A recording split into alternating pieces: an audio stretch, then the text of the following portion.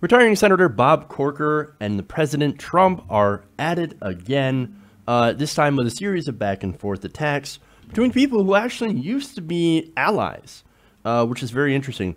Now, Corker and Trump, they've been fighting for a while, with Trump for one saying that he would not endorse Corker. So Corker, he said that's the reason that he dropped out. Oh, little Bob Corker, he doesn't have my support. In fact, he tried to beg me for my support, and I said no. I will not support you. That turned out to be false. He actually asked him 4 separate times, hey, you going to run? We'll support you down in Tennessee. Now, Corker decided to hit back after all that and actually tell the truth of what actually happened. And then he said, look, man, the White House is like an adult daycare. Donald Trump needs constant adult supervision. And he implied that John Kelly and Jim Mattis were only there to keep the baby in line. Now, that is simultaneously hilarious and sad. And now earlier today, before a meeting on Capitol Hill to work on tax cuts for the rich, here comes Trump with a bunch more tweets. He says, Bob Corker, who helped President O give us the bad Iran deal and couldn't get elected dog catcher in Tennessee, is now fighting tax cuts. Now, stop for a minute there. I've never met a Republican out there that didn't like tax cuts for the rich. That's what this bill is, and obviously Bob Corker is massively in favor of tax cuts for the rich. So here's President Trump saying, no, he actually isn't in favor, and, you know, he can't get elected, sad. That's clearly a lie. He says more, Corker dropped out of the race in Tennessee when I refused to endorse him, and now is only negative on anything Trump. Look at his record. He also said Corker was, quote, a lightweight. Oh, look at lightweight. Little Bob Corker. He's so sad. He's so sad. Now, Corker, of course, responded on Twitter, quote, same untruths from an utterly untruthful president, quote, hashtag alert the daycare staff. Well done. That is awesome. Now, CNN caught up with Bob Corker on the Hill before he got to that tax cut meeting. And I want to go to that video of Corker being interviewed where essentially he basically unloads on the president. Let's take a look. Much of what he says is untrue.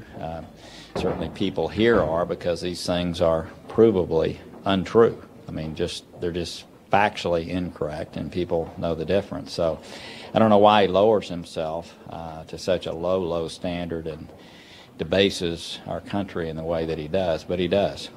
You know, it's unfortunate that our nation finds itself in this place. Is the President of the United States a liar? The President has great difficulty with the truth on many issues. Do you regret supporting him in the election? Well, let's just put it this way. I would not do that again. So, you wouldn't support him again? No way. No way.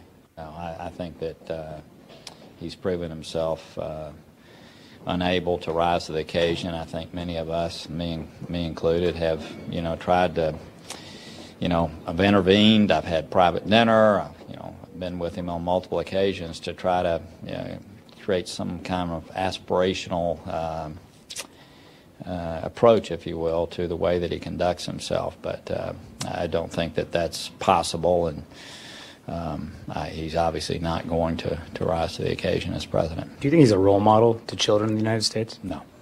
You don't? No, absolutely not. Do you think he's a role model for children?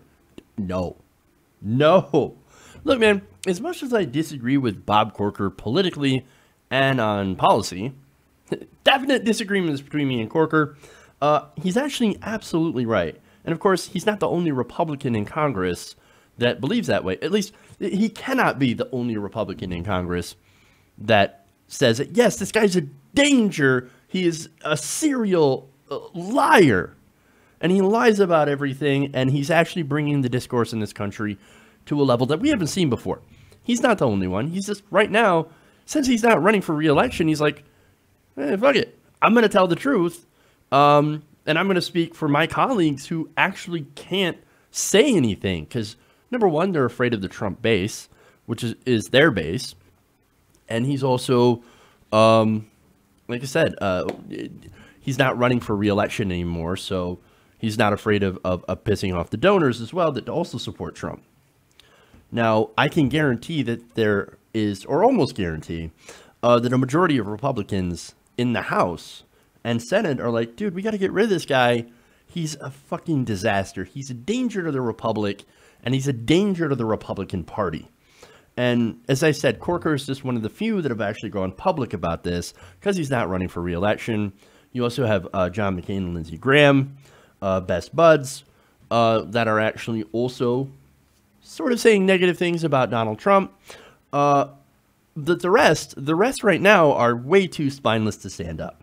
And it's because they don't want to ruin their chances for re-election, and they also don't want to ruin their chances for gigantic tax cuts. So they're like, oh yes, Mr. President, we're going to work together and we're going to cut the taxes of us and our donors. That's what we want to do. And I think right there, whatever happens in the tax cut fight afterwards, I think there's a good possibility that, pass or fail, we're going to start seeing some sort of revolt against Donald Trump in Congress. Now, I don't know for sure if that's going to happen, but I think it is based on what I've read and what I've seen. And based on what Corker has also said, he's like, yeah, my colleagues definitely agree with this sentiment. He's a disaster. Now, we'll see if that happens, and we'll see if the Republicans actually decide they want to grow a spine and go against the